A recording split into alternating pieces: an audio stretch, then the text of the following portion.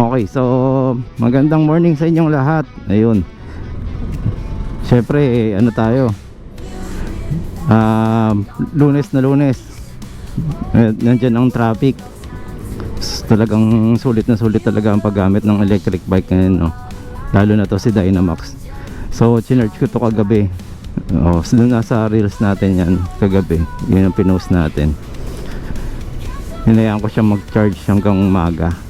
Kasi nasa 50+% na lang nun eh, para mag-balance din, no? Hindi tayo kasya. Naka-usli yung side mirror ng ano ba tawag dyan? Front mirror. Ako muna. Okay, so hindi pa natin nalilinis to kasi nag-uulan bigla. Malakas ang sumpa. So magsiset tayo ng July. Malapit na. Magra-ride tayo, no? Kabsat ulit tayo muna.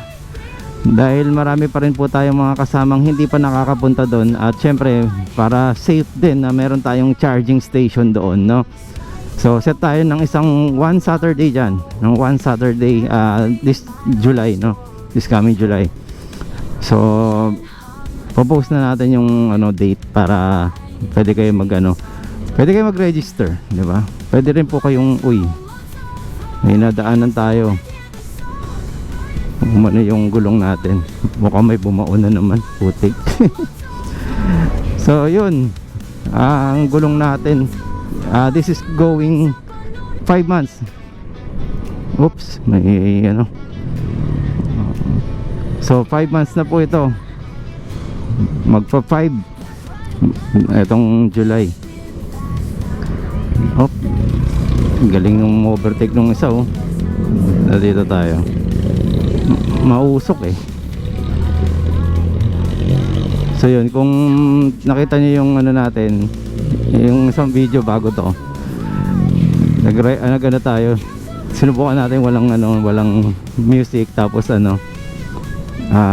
pure na marinig niyo yung sounds. Although naka-mic pala ako noon, kaya medyo mas lalong hindi marinig yung puro graba kasi dinaanan natin. Yung graba lang naririnig ninyo. Tapos yung mga huni ng mga ibon, di ba? Kasi mga tupa, nakita nyo dun sa video. Sarap din pakinggan ng ganun eh, no? Yung uma-under ka pero walang kang naririnig na makina. So yun, sa mga nagtatanong naman sa specs ulit na tong gamit natin, no? Kasi meron na pong variant na na mas mataas Teka, dito kaya tayo. Subukan natin muna mag-video. Video muna tayo.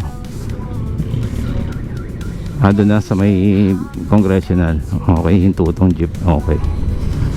So ito po ay Tandang Sora Station.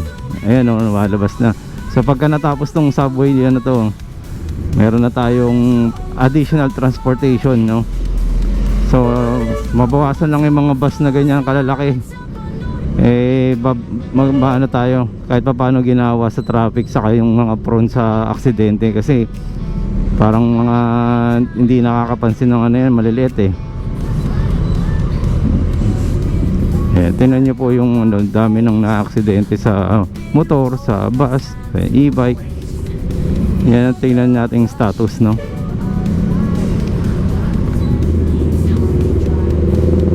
Yun. Tapos di pala nakakabit yung mic ko, no? Aray ko.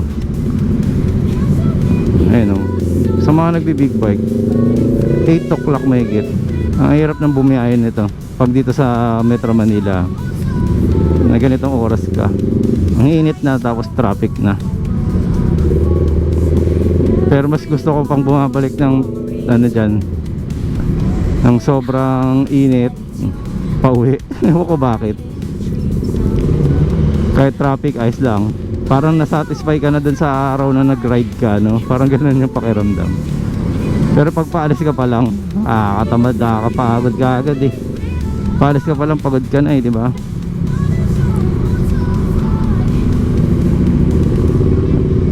Okay, dito lang naman ng slow moving lagi dahil sa bottleneck dito sa may sa Road 20 papuntang Congressional. So yun, so ang maintenance guys, wala naman pong maintenance tong ano natin, yung ginagamit natin.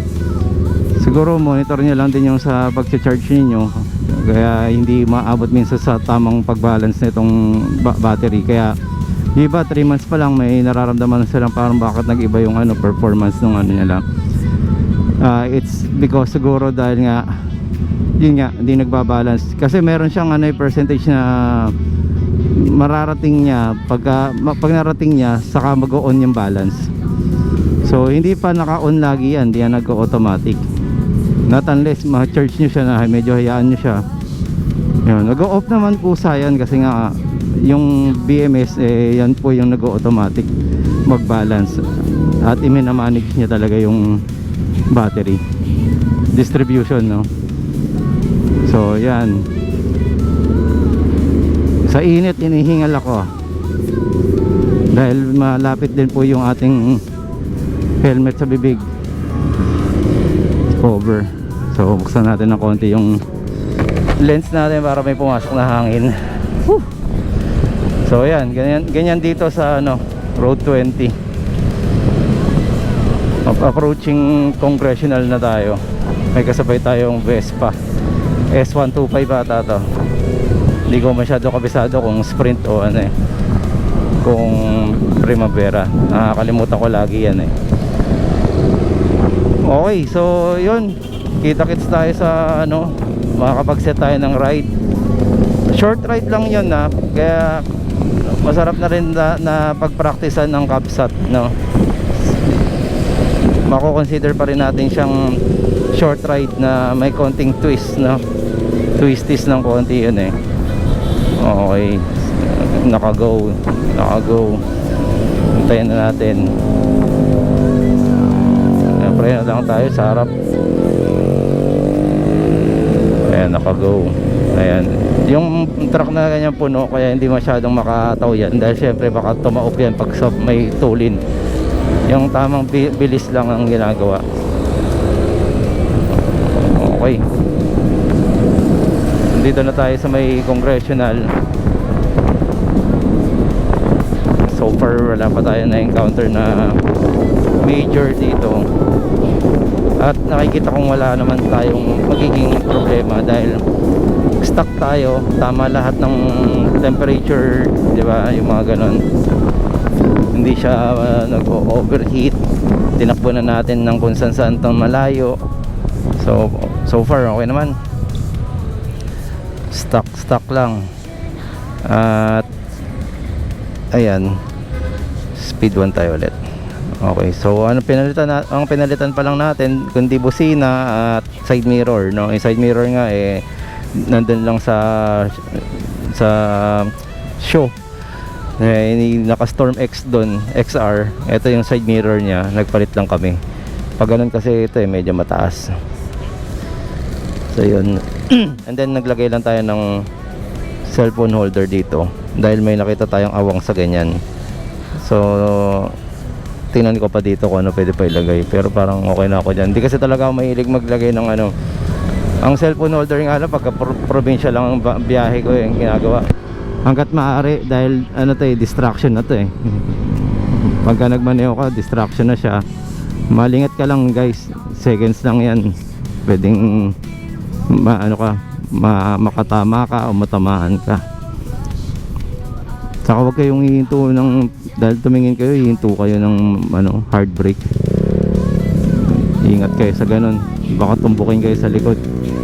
So yun lang po muna guys, at mahaba na po yung video, pero nag-start naman tayo dun sa ano eh, no? So anyways, ayun, abangan nyo na lang po, ano ko, i-set yung date na yun. So kung hindi pa kayo nakasubscribe sa YouTube ko, ina-announce ko din po dun. And then dun sa ating ano, Facebook. Alright, thank you. So okay, once again, Marvin Chua Motovlog po. Maraming salamat po. Salamat din po sa mga nag-subscribe. Subscribe, okay. Bulol pa, no?